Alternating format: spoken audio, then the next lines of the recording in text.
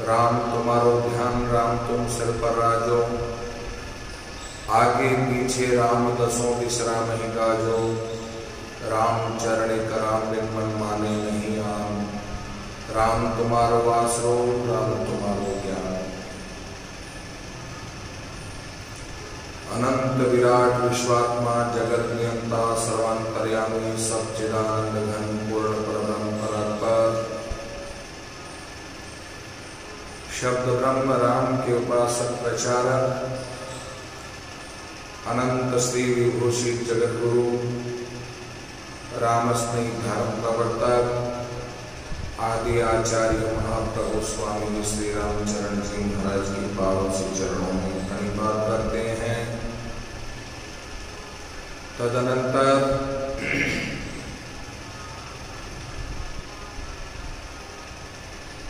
जिनके चरण रज से यह धरा तीर्थ स्वरूप हुई, तीर्थ प्रदाता भजनिक उपाधि से अलंकृत नामनिष्ठ साधनानिष्ठ तपोनिष्ठ ब्रह्मनिष्ठ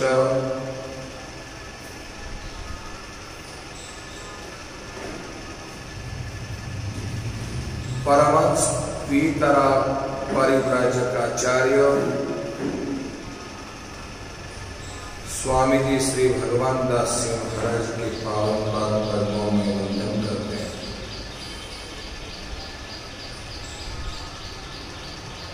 साधना स्वाध्याय चातुर्मास 2020 का यह पावन अवसर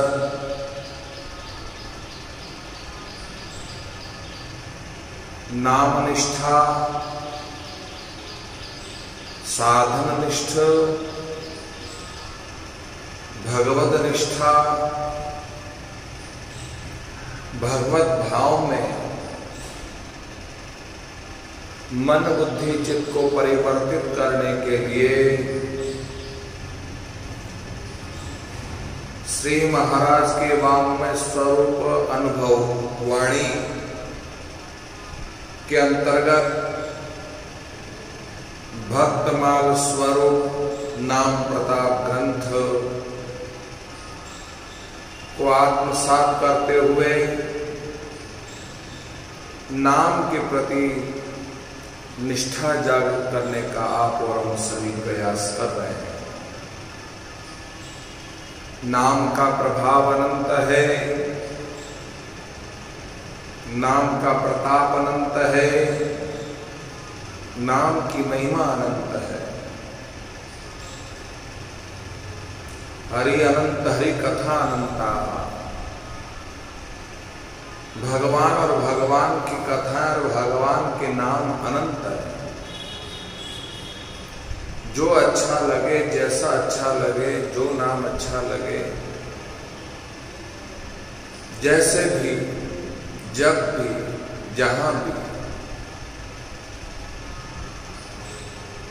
जिस तरीके से भी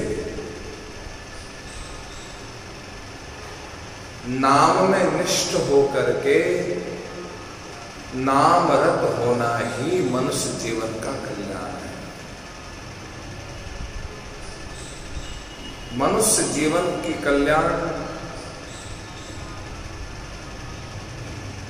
भगवत कृपा से हमको शास्त्र मिले हैं, सद्गुरु मिले हैं, शास्त्र स्वाध्याय चिंतन मनन करने का हम सभी को अवसर मिला है। यही मनुष्य जीवन को सार्थक करने का साधन है। भक्त प्रहलाद को हम पिछले कई दिनों से श्रवण कर रहे हैं। प्रहलाद की निष्ठा, प्रहलाद का भाव, प्रहलाद की भक्ति, प्रहलाद की भगवदानुभूति सर्वत्र राममय दृष्टि,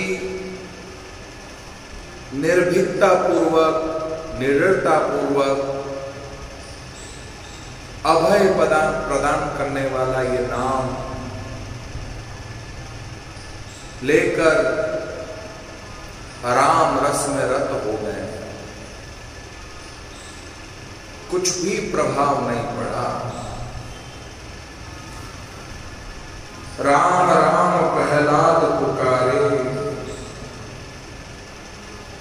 राम राम प्रहलाद पुकार्यो, ताको पिता बहुत बचनारी। संकट सयो पण राम न छांड्यो। साधकों विचार करने की जरूरत है। संकट किस व्यक्ति के जीवन में नहीं आता। कभी भी किसी भी प्रकार का, कहीं भी, किसी भी तरह से संकट आकर के खड़ा हो जाता है। संकट किसी रूप में आ सकता है, कभी भी आ सकता है, कहीं भी आ सकता है। जीवन के हर मोड़ पर संकट तैयार है। पर संकटावस्था में भी प्रहलाद ने नाम को नहीं छोड़ा। निर्भीकता पूर्वक नाम में रत रहकर डूब गए, खो गए नाम। प्रहलाद स्वयं नाममय हो गए। बहुत बड़ा प्यारा शब्द है, संकट सयो पण राम न छांड्यो। संकट को सहना बड़ी बात है। राम नाम जपते जपते जपते जपते संकट सहन करने की शक्ति भी जागृत हो जाती है। सहो, सहन करो। तितिक्षा, साधु का परम लक्षण यही है, तितिक्षा। कारुणिक, सुहृद सर्वदेहिनाम, साधव साधो साधुभूषण। तितिक्षावान हो, कारुणिक हो, सुहृद की भावना हो। सर्वदेहिनाम, सर्वदेवों में, सब में देव का दर्शन करना, अज्ञात शक्ति का दर्शन करना। वह अज्ञात शक्ति और कोई नहीं है, परम तत्व परमात्मा की दिव्य शक्ति है। वह सब में विद्यमान है। सब में विद्यमान होने के कारण ही तो आंख देख रही है, कान सुन रहा है, जबान बोल रही है, नाक सूंघ रहा है, इंद्रियां अपना काम कर रही है, कर्मेंद्र ज्ञानेंद्र जागृत है। कोई अपरोक्ष सत्ता है। अपरोक्ष सत्ता आत्म स्वरूप में विद्यमान होने के कारण आत्मा परमात्मा के साथ संबंध रहता है। परमात्मा की चिद शक्ति से आत्मा अजर अमर है। नैनम छिदन्ति शस्त्राणि नैनम दहति पावक, गीता के मतानुसार। जिसको कोई काट नहीं सकता, कोई छिद्र नहीं कर सकता, कोई जला नहीं सकता, कोई गला नहीं सकता। पानी की ताकत क्या है? गलाना। पर आत्मा से भिन्न है, नहीं गला सकता। अग्नि का कर्तव्य है जलाना, वह सब कुछ जला सकता है, पर आत्म तत्व को नहीं जला सकता। शस्त्र छेदन करने में तत्पर है, पर आत्मा को छेदन नहीं कर सकते। ऐसा आत्मज्ञान, ऐसा आत्म तत्व का ज्ञान प्रहलाद जी को अपने जीवन में अनुभूत हो गया। जिसका प्रमाण तितिक्षवा, सहन करने की शक्ति, विल पावर। प्रहलाद की तरह विल पावर को बढ़ाओ। आत्मबल और इष्टबल दो प्रकार के बल हैं। संघर्ष किए जाओ। संघर्षशील व्यक्ति आत्मबल को मजबूत बनाता है। इष्टबल अपने ध्यान, अपने पाठ पूजा, अपनी साधना, अपनी पूजा अर्चना, अपनी आस्था, अपना विश्वास, वो हमारे इष्टबल को मजबूत बनाता है। जिसके जीवन में इष्टबल और आत्मबल श्रेष्ठ है, दो बल जबरदस्त है, तो उसका विल पावर भी जबरदस्त है। प्रहलाद की 5 वर्ष की अवस्था में उसका पावर देखो, पावर हाउस का पावर इतना जबरदस्त है। पावर हाउस से करंट लेकर हमने अपने तारों के साथ जोड़ा, तो तारों में करंट है, तभी तो भवन उजाला है। यदि ये समझ में आ जाए कि करंट कहां से आया है, ये करंट पावर हाउस से आया है, तो देखने की, बोलने की, चलने की, सुनने की, सूंघने की, क्रिया करने की शक्ति का जो करंट है वो कहां से आया है? ये करंट कहीं से नहीं, हमारा सबका पावर हाउस परमपिता परमात्मा है। नाम जपते जपते, नाम में निष्ठा रखते रखते, नाम को पुकारते पुकारते जिसका पावर हाउस के साथ में संबंध हो गया, उस पावर हाउस का पावर पूर्णतया उस भक्त के जीवन में परिवर्तित हो गया। प्रहलाद पावर हाउस संपन्न हो गया, कम नहीं है।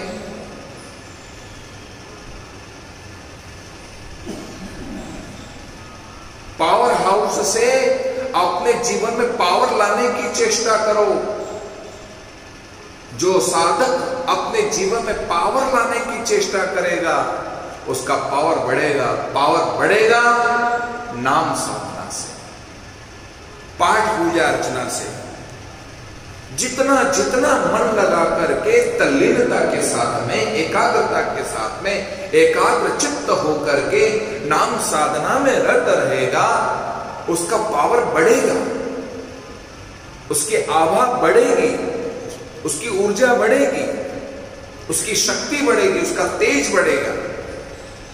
साधकों, स्वामी रामचरण महाप्रभु, दयाल जी महाराज, दादू जी महाराज, जितने जितने महापुरुष हुए, उन महापुरुषों के जीवन में क्या है? पावर हाउस की मूल शक्ति अर्जित करिए, जो आज तक वो ऊर्जा जागृत है, जहां से ऊर्जा मिल रही है, जहां से वाइब्रेशन मिल रहा है। बताओ कितना तपा होगा जिस समाधि जी के श्री चरणों में बैठकर आप और हम सत्संग कर रहे हैं, श्रवण कर रहे हैं। स्वामी भगवान दास जी महाराज की ये पावन तपोभूमि, ये साधना भूमि, ये उनकी निर्वाण भूमि हमको कितना जागृत कर रही है, कितना जागृत कर रही है। अशांत मन भी शांत हो जाता है, अशांत मन भी शांत हो जाता है, दुख भी सुख के रूप में बदल जाता है, नश्वरता शाश्वतता के रूप में परिवर्तित हो जाती है। इतनी अपार शक्ति यदि कहीं है तो स्वामी भगवान दास जी महाराज की ये ऊर्जा शक्ति का ही प्रभाव है जो हमको प्रभावित कर रहा है, जो आकर के नतमस्तक हो जाता है, चरणों में गिर जाता है, साधना करने की रुचि बढ़ जाती है, सात्विक बनने की चेष्टा जागृत हो जाती है। ये किसका प्रभाव है? ये महापुरुष की साधना का प्रभाव है, जिसका दर्शन करते ही बुद्ध भगवान का बुद्धत्व का दर्शन करते ही साधकों के अंतःकरण में बुद्ध जागृत हो जाते थे। और जब बुद्ध जागृत हो जाते थे तो वो बुद्धत्व को प्राप्त कर लेते थे। ये पावर हाउस की शक्ति है।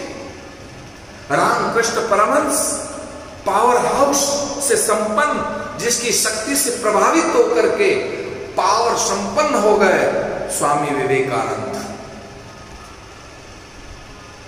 महर्षि रमन, महर्षि अरविंद की दिव्यता, स्वामी राम तीर्थ की दिव्यता, जो जीवन में, जिनका जीवन दर्शन पढ़ने से हमको जो ज्ञात होता है, ये निश्चित रूप से उनकी साधना का प्रभाव है, चेतना जागृत करने का प्रभाव है। चेतना जागृत करो। प्रहलाद ने सोई हुई चेतना को जागृत किया है, जागृत ही नहीं किया है, उसने तो पावर को अपने अंदर संभाल लिया है, रग रग में, रोम रोम में पावर को संभाल लिया है। जिस तरह से हनुमान जी कहते हैं, जिस मन को मैं राम नहीं, मैं वो मणिया नहीं रखता, वो मन का नहीं रखता। तो किसी ने चैलेंज किया, क्या हनुमान तुम्हारे सीने में राम है? तुरंत सीना फाड़ करके जता दिया, केवल राम ही नहीं, सिया राम है। रोम रोम में जिसकी आभा चमक रही हो, रोम रोम में जिसका राम समाया हुआ हो, वह शक्ति यदि कोई है तो परमपिता परमात्मा की आत्म तत्व की दिव्यता है, शक्ति है। इसलिए संकट सयोपन राम न छाट्यो। राम का रटन लग रहा है, राम को पुकार रहा है। उठत बैठत सोवत जागत चलत फिरत, राम राम राम राम राम की अवस्था है। हमारे तो कैसी परंपरा है, सब्जी राम, पुड़ी राम, खिचड़ी राम, हलवा राम, खीर राम, सब में राम लगा है। नमक को भी नमक नहीं कहते, राम रस, राम रस, राम रस, राम रस, राम रस। कितनी विचित्रता है, सब में राम है। नींद से उठो तो राम, आवाज लगाओ। कोई आवाज लगा रहा है, अपने को पुकार रहा है, तो बदले में राम आया। जिस तरह से वृंदावन की पावन भूमि पर रिक्शे वाले, रिक्शा चालक रिक्शा चलाते हुए भीड़ को छंटनी करने के लिए राधे राधे राधे राधे और कुछ नहीं कहते, बस राधे राधे, तुरंत सामने से भीड़ छिड़ जाती और रिक्शा लेकर रिक्शा चालक चला जाता है। किसी को पुकारे तब भी राधे राधे। ये शक्ति है, ये शक्तियां कम नहीं है। उन शक्तियों को जागृत करने की आवश्यकता है साधकों। पुजारी की निष्ठा, पुजारी का भाव, पुजारी का प्रेम विहल्ल ही मंदिर के पधराए हुए मूर्ति को जागृत कर देता है। मूर्ति बोलती है, श्रद्धालुओं की श्रद्धा उमड़ पड़ती है। वह मूर्ति कब बोलेगी? जब पुजारी की पूजा में निष्ठा हो, भाव दिया हो, भक्ति में जागृत हो गया हो। एक कहानी सुनते हैं ना कि एक कोई दुखियारा था, किसी महात्मा जी ने उससे कहा, भाई क्यों दुखी है? क्या करो महाराज, मैं बहुत दुखी हूं। तो एक काम करो, तुम गणेश जी की रोज पूजा करा करो। अब गणेश जी की मूर्ति घर में ले आया। अब गणेश जी की रोज अगरबत्ती लगाता है, पूजता है। साल भर हो गया, पर पूजते पूजते महाराज अभी तक उसका कोई दुखियारा दुख समाप्त नहीं हुआ। तो एक कोई महात्मा और मिल गए, ऐसा कर तू देवी की उपासना कर। अब देवी की मूर्ति ले आया, गणेश जी की मूर्ति को उठा करके ऊपर आले में रख दी और देवी को पूजने लगा, देवी की अगरबत्ती करने लगा। देवी की अगरबत्ती करते करते करते एक दिन उसका ध्यान गया, अरे अगरबत्ती तो लगाई मैंने देवी को और इसकी सुगंध ले रहा है ऊपर गणेश। ये कहेगा इसने तो मेरा दुख दूर नहीं किया, ये कौन होता है सुगंध लेने वाला? उसने तुरंत रुई लेकर के आया और रुई लाकर सूंड में ठूंस दी, और जैसे सूंड में ठूसी उसी वक्त गणेश जी प्रसन्न हो गए। मुझे क्या पता था कि रुई ठूंसने से आप प्रकट हो जाते हो, मैं पहले रुई ठूंस देता, पर नहीं, उसमें चेतना जागृत हो गई। गणेश को मूर्ति मूर्ति नहीं समझ बैठा, वो साक्षात समझ बैठा। अरे सुगंध ले रहा है वो, भावना जागृत हो गई, दिव्यता जागृत हो गई, और दिव्यता जागृत होने का प्रमाण तुरंत गणेश जी प्रकट हो गए। तो साधकों, प्रहलाद संकट सयो पण राम न छाड़े। अनंत अनंत संकट जीवन के हर मोड़ पर तैयार है, विकट मोड़ है। कई बार रास्तों पर लिखा होता है सावधानी हटी दुर्घटना घटी, सावधानी हटी तो दुर्घटना घटी। विकट मोड़ है, जरा सावधानी से चलाएं। बहुत अच्छे अच्छे कोटेशन है। विकट मोड़, हमारे जीवन के हर क्षेत्र में कब विकट मोड़ आ रहा है पता है क्या? प्रहलाद तो 5 वर्ष की उम्र में विकट मोड़ जागृत हो गया, मात्र 5 वर्ष की उम्र में विकट मोड़ आ गया, जिसको पर्वतों से मार खानी पड़ी, कुएं में धकेलना पड़ा, आग में धकेलना पड़ा, बंद कोठड़ी में धकेलना पड़ा, बड़े बड़े जंगली जानवरों के बीच में डालना पड़ा, हाथियों के झुंड में डालना पड़ा, अजगरों के बीच में डालना पड़ा, पृथ्वी जल आकाश वायु अग्नि आदि अनेकानेक तत्वों से उसे सामना करना पड़ा, पर सब में राम समाया हुआ है। ये राम तत्व का दर्शन करता हुआ वह तो अजगर में, हाथियों में, जंगली जानवरों में, पहाड़ में, पत्ते पत्ते में, जर्रे जर्रे में उस राम का दर्शन करते हुए संकट को सहन रहा है। और पर्वत भी रुई के समान हो जाता है, पर्वत के नीचे दबा देते हैं, पर महाराज पर्वत कितना हल्का हो जाता है, फूल के समान हो जाता है। कितनी विचित्रता है। सारे उद्योग फैल, प्रहलाद को मारने के लिए बहुत तरह के प्रयास किए, सब फैल। दूसरा उद्योग सूझा, अग्नि से तपाकर लाल किए हुए लोह थंबों को एकदम लाल चुट कर दिया, ताकि इससे भेंट दो। जब इससे गले, इस थंबे से गले लगेगा, तब लोहे की ताप से जल करके भस्म हो जाएगा। पर प्रहलाद की दृष्टि उस लाल तपे हुए थंबे पर चींटी को चलते हुए देखा। आहा, विश्वास हो गया। एक बार तो खंबे पर दृष्टिपात किया, देखा चींटी चढ़ती जा रही है। भक्त का हृदय उमड़ पड़ा और भगवान की कृपा का साक्षात्कार हो गया, तुरंत जाकर के गले लग गया। अरे ये लोहा लोहा नहीं है, ये साक्षात थंब भगवान का रूप है। और भगवान का रूप समझ करके महाराज गदगद हो गया, प्रहलाद उसमें लिपट गया। सबको आश्चर्य हुआ। विष्णु पुराण में कहा गया है, त्वरयताम त्वरयताम हे हे सद्यो दैत्य पुरोहिता कृत्यां तस्य विनाशाय उत्पादयत्माचिरम्। विष्णु पुराण में कहा है, अरे अरे पुरोहितो जल्दी करो, इसके नष्ट करने के लिए कृत्या को उत्पन्न करो, जल्दी से कृत्या को उत्पन्न करो, अब देरी न करो, कृत्या प्रकट कर दो।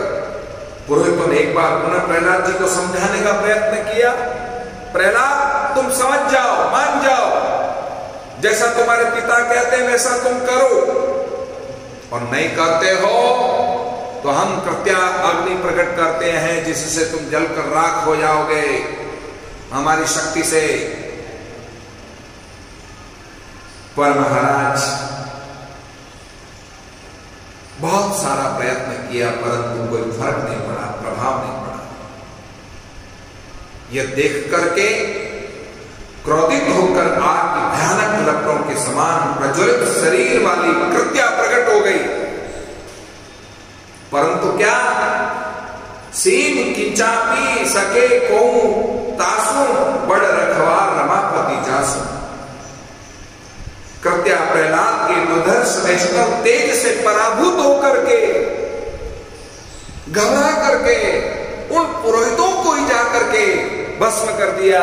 और देखते देखते पुरोहित दोनों षंडामर्क जलकर भस्म हो गए। लेकिन प्रहलाद को बड़ी दया आई, अरे राम राम राम, ये तो बड़ा अनर्थ हो रहा है। मेरे कारण कोई भक्त, मेरे कारण ही गुरुजन कृत्या की अग्नि से जल करके भस्म हो जाए, मर जाए, ये ठीक नहीं है।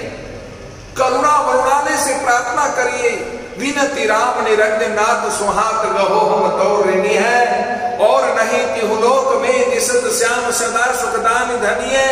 तेरे तो प्रभु जी बड़े बड़े दास है, मोसे गरीब की कौन गिनी है। राम जी विरुद्ध विचार हो राव मोसे कछु नहीं भक्ति बनी है। हे करुणा वरुणालय, करुणिक सिंधु, हे दया सिंधु, हे पतित पावन, आप जरा पावन करें, अजरामर करें, इन्हें पुनः जीवित करें। और देखते देखते प्रहलाद जी भला अपने गुरुजनों का अमंगल कैसे देख सकते थे।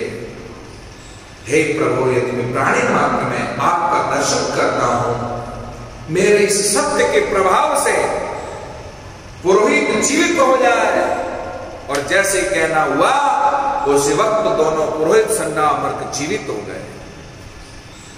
ये प्रत्यक्ष चमत्कार देख करके सबको आश्चर्य हुआ। प्रहलाद जी ने उनका स्पर्श किया, तुरंत जीवित होकर गदगद होकर कृतज्ञता पूर्ण हृदय से आशीर्वाद देते हुए बोले। विष्णु पुराण में कहते हैं, दीर्घायु प्रतिहतो बलवीर्यं समन्वितः पुत्र पौत्र धनेश्वर्य युक्तो वत्सः भवत्तमाः। हे वत्स, तू परम श्रेष्ठ है, तू दीर्घायु हो, अप्रतिहस्त हो, बलवीर्य से पुत्र पौत्र आदि एवं धनेश्वर्य आदि से तुम संपन्न हो जाओ। हम आपसे यही प्रार्थना मंगल कामना करते हैं तुम्हारे लिए। परंतु हिरण्यकश्यप बड़ा चिंतित हो उठा, हर तरह के उपाय कर लिए, उल्टे पड़ रहे हैं। पर प्रहलाद संकट सयो पण राम न छान दियो, राम भरोसे मरणो ही मान दियो। राम के भरोसे मुझे मरना है, यदि राम है तो मुझे मरने नहीं देंगे, और मैं मर भी गया तो समझूंगा कि राम जी ने मुझे अपने बाहों में ले लिया है। इसलिए राम भरोसे मरणो ही मान लियो। ये कैसे संभव हो सकता है? मरने के लिए तैयार हो गए प्रहलाद राम जी के भरोसे, पर राम जी के भरोसे मरने को तैयार। राम जी मरने नहीं दे रहे, क्योंकि राम सर्वत्र है, सदा सर्वदा है। रमता राम सकल भरपूरा, सूक्ष्म स्थूल तुम्हारा नूरा। राम की सत्ता सर्वव्यापक है, रमता राम सकल भरपूरा। राम रया भरपूर दूर काहे को फिरिए, अपना घटू खोज रैन दिन सुमरण करिए। साधकों, पुरोहित पुत्रों ने समझाया, प्राय अवस्था की वृद्धि के साथ साथ गुरुजनों की सेवा में से बुद्धि सुधर जाएगी। अतः इस बालक को वरुण पास से आबद्ध कर पुनः पाठशाला भेजा जाए। असुरेंद्र ने अनुमति दे दी। पुरोहित प्रहलाद को पुनः धर्म, अर्थ और काम, इन तीन पुरुषार्थों की विद्या शिक्षा देने लगे। परंतु भक्त शिरोमणि तो राम राम रटन लगाए हुए, काम धर्म अर्थ मोक्ष फल राम चरण दे नाम। नय चामाई नची के कोई भजो काम निष्काम। निष्काम भाव से जो दिन रात नाम को भजता है, धर्म अर्थ काम और मोक्ष की प्राप्ति हो जाती है। धर्म अर्थ काम से बढ़कर वह जन्म मरण के बंधन से मुक्त हो जाता है, मोक्ष का अधिकारी बन जाता है उस नाम के प्रभाव से।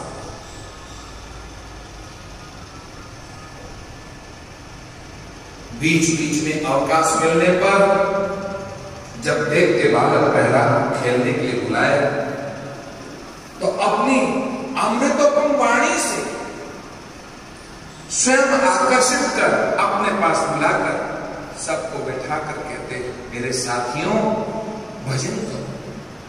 भजन में जो शक्ति है वो किसी में नहीं है। राम गरीब निवाज का पीड़ित गरीब निवाज, दीन होई सुबिरत करे जाका सरिये काज, जाका सरिये काज काल का झगड़ा छूटे, राम नाम लिव लाए भरम का भाटा फूटे, राम चरणी राम नाम जग में बड़ी जहाज, राम गरीब निवाज का पीड़ित गरीब निवाज। कुमार आचय भाग्यो धर्मान भागवतान्यः, दुर्लभम मानुषम जन्म तदपि ध्रुवम अदर्थम। अर्थदम भागवत के 7वें स्कंद के 6वें अध्याय में पहला श्लोक है, कुमार आचरे प्राज्ञो धर्मान भागवतान्यः, दुर्लभम मानुषम जन्म तदप्य ध्रुवम अर्थदम। हे साधकों, मित्रों, इस संसार में मनुष्य जीवन पाना बहुत दुर्लभ है। बड़े भाग मानुष तर पावा, सुर दुर्लभ सदग्रंथ नहीं गावा। इतना नहीं, भागवत के 11 स्कंद में 2 अध्याय में राजा नवी नव योगेश्वरों का दर्शन करते हुए कहते हैं, दुर्लभो मानुषो देहो देहि नाम क्षण भंगुरा, तत्रापि दुर्लभम मन्ये वैकुंठ प्रिय दर्शन। इसके द्वारा अविनाशी परमात्मा की प्राप्ति हो सकती है। गधे बन जाओगे कल, अविनाशी तत्व परमपिता परमात्मा के दर्शन नहीं कर सकोगे, भार धोने के अलावा कुछ नहीं करोगे। किसी कर्म प्रारब्ध कर्मवशात कुत्ते बन गए तो किसी स्वामी की चाकरी करनी होगी, रखवाली करनी होगी और भोगते रहोगे जिंदगी भर। स्वर में बन जाओगे, गंदगी को सूंघते रहोगे, तुम्हें हाथ कुछ नहीं लगना। नाना प्रकार की योनियों में प्रारब्ध के कर्मानुसार यदि किसी शरीर को प्राप्त कर लिया, समझ लो कि वापस पुनः मनुष्य शरीर को प्राप्त करना और दुर्लभ है। नर तन को सब सुर चहे, ब्रह्मा करत हुलास, राम चरण या सुलहे ब्रह्म ज्ञान प्रकाश। श्री महाराज ने कितना सुंदर गर्भ चिंतामणि के अंतर्गत यह कहा है, बहुत कष्ट कर पाइयो मिनक जन्म अवतार। यह भी श्री महाराज ने कहा, बहुत कष्ट पाने के बाद मनुष्य शरीर हमें प्राप्त होता है। जो मनुष्य शरीर से जो प्राप्त होता है वह किसी भी शरीर से असंभव है, प्राप्त हो ही नहीं सकता। ब्रह्म ज्ञान की प्राप्ति किसी योनि में संभव नहीं है, केवल और केवल मनुष्य योनि में संभव है। किसी सद्गुरु से आत्म साक्षात्कार करके उस परम तत्व का बोध करके जीवन को सार्थक कर सकते हो इसी मनुष्य शरीर से।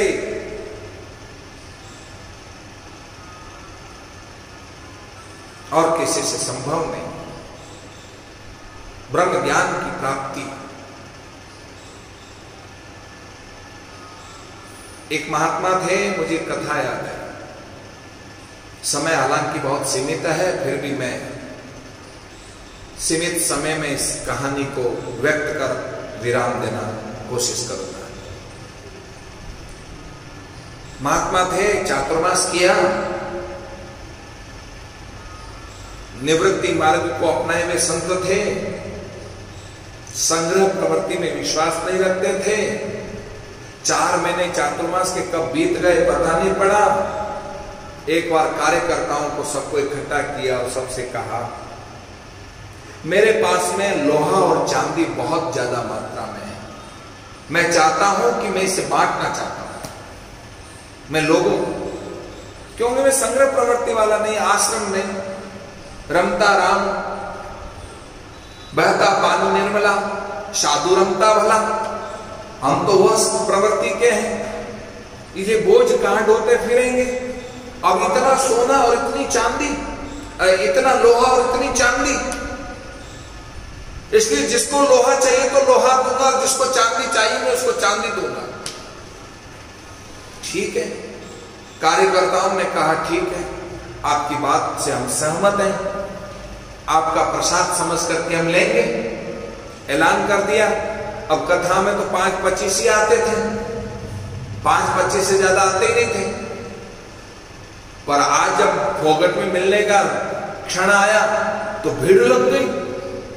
ओहो, मेला लग गया, इतना भारी मेला लगा, इतना भारी मेला लगा। महात्मा जी ने कहा, भाई इतनी सारी भीड़ में पता नहीं चलेगा कि लोहा कौन लेगा और चांदी कौन लेगा, इसलिए लाइन अलग अलग बनवा दो, एक चांदी की लाइन बना दो और एक लोहे की लाइन बना दो, लोहा लेने वाले की लाइन बन जाए और एक चांदी लेने वाले की लाइन बन जाए। सबसे कहा, अरे भैया जिसको लोहा चाहिए वो लोहे की लाइन में खड़े हो जाओ, जिसको चांदी चाहिए चांदी वाली की लाइन में खड़े हो जाओ। अब सब बुद्धिमान थे, बुद्धि के ठेकेदार थे सब।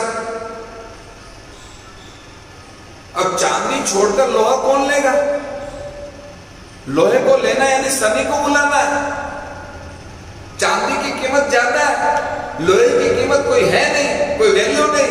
लोहे को लेकर क्या कर्म फोड़ेंगे? हमें लोहा नहीं चाहिए, हम तो चांदी लेंगे। चांदी की लाइन में जाकर के खड़े हो गए। जो भी देखो, जिसको भी देखो, सब हिसाब लगाते हैं अंगुली पर। इतनी चांदी मिलेगी तो आज चांदी का भाव 60,000 से ऊपर है, तो इतनी चांदी मिलेगी तो कितना पैसा होगा, उसकी कीमत है। लोहे की कोई कीमत नहीं है, चलो हम चांदी लेंगे, हम चांदी लेंगे। इतने में भक्ति राम जी, राधे श्याम जी, नित्यानंद जी, श्रवण राम जी, सबके सब दौड़े, सबके सब आए और पूछा, किसकी लाइन है? हमको भी लेना है। क्या लोगे, चांदी लोगे कि लोहा? अरे चांदी को लेकर क्या कर्म फोड़े, हम तो लोहा लेंगे। अरे लोहा लोगे तुम लोग? चांदी छोड़कर तुम लोहा ले रहे हो? लोहा लेना यानी शनि को बुलाना है। क्यों गलत कार्य कर रहे हो? चांदी की कीमत है, सरब बाजार में जाकर के बेच आना। चांदी की कितनी कीमत है, लोहे की कोई कीमत नहीं है। लोहा तो भंडार में जाएगा, चाहे कुछ भी हो जाए, हम तो लोहा लेंगे। वास्तव में साधु है नहीं, जन जन की रोटी खाते हैं ना, इसलिए इनकी बुद्धि भ्रष्ट हो गई। चांदी छोड़ करके लोहा ले रहे हैं ये लोग, कितने पागल लोग हैं। बहुत तरह से लोगों ने समझाया साधुओं को, साधुओं समझ जाओ। अरे हम समझे समझाए, हम भी कोई कम थोड़ी है, हम बनियों के गुरु हैं। जब वनिक जाति होशियार होती है तो उसका गुरु कितना होशियार होता होगा। हम बड़ियों के गुरु हैं, हम कोई कम थोड़ी है, इसलिए बहुत समझदार हैं।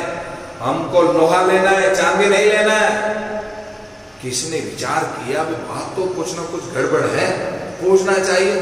तो संतों से पूछा, अरे संतों, चांदी अमूल्य है और उस चांदी को छोड़कर तुम इतना सारा लोहा लेकर क्या करोगे? चांदी सबको मिल गई, लोहा पड़ा था, लोहा इन संतों ने बांट लिया आपस में। लेकिन लोगों ने पूछा, आखिर तुम लोहे का करोगे क्या? ये पड़ा लोहा, क्या करोगे लोहे को? महात्माओं ने कहा, हमारे पास में पारस पत्थर है। क्या है? पारस पत्थर। और पारस का यदि लोहे से स्पर्श करेंगे तो लोहा लोहा नहीं बनेगा, सोना बन जाएगा। और जब सोना बन जाएगा, अब तुम तुम समझ जाओ चांदी की कीमत ज्यादा है कि सोने की कीमत ज्यादा है। अब तो 52,000 से भी ऊपर कीमत हो गई है, 53,000 तक पहुंच गया है सोना।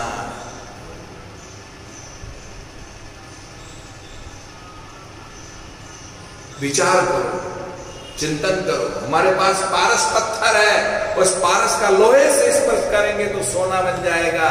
और देखते देखते चांदी को पारस से कितना ही स्पर्श करो, पर आखिर वो चांदी चांदी ही रहती है, वो सोना नहीं बन सकता, पर लोहा जरूर सोना बन सकता है।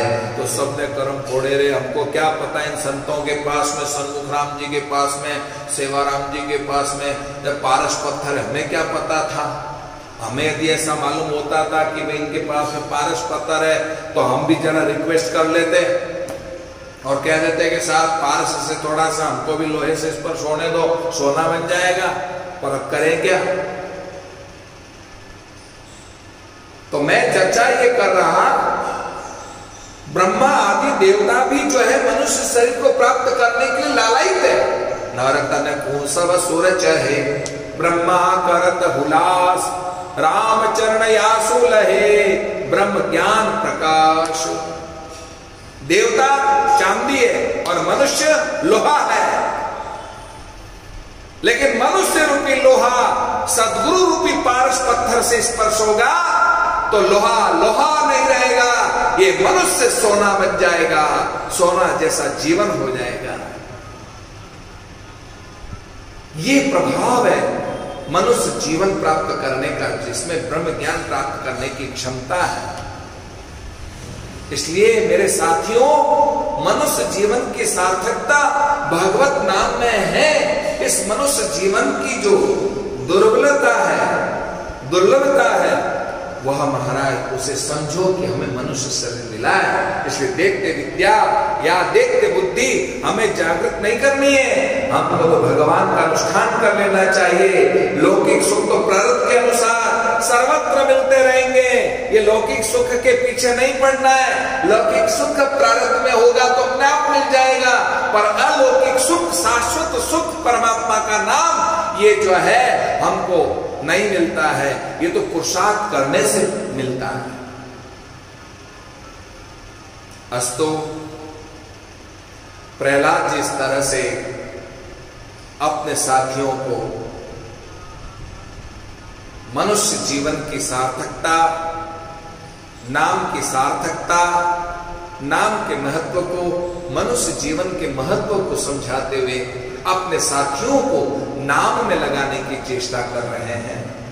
अब किस तरह से नाम में रत होंगे, ध्यानस्थ हो जाएंगे और उपासना में रत होंगे, और किस तरह से जो है नाम में निष्ठ होकर के, नाम में रत होकर पूरे के पूरे ग्रामीणवासी, पूरा का पूरा शहर प्रशासन भी जो है प्रहलाद के साथ मिलकर के नाम में निष्ठ कैसे होंगे, कीर्तन में रत हो जाएंगे।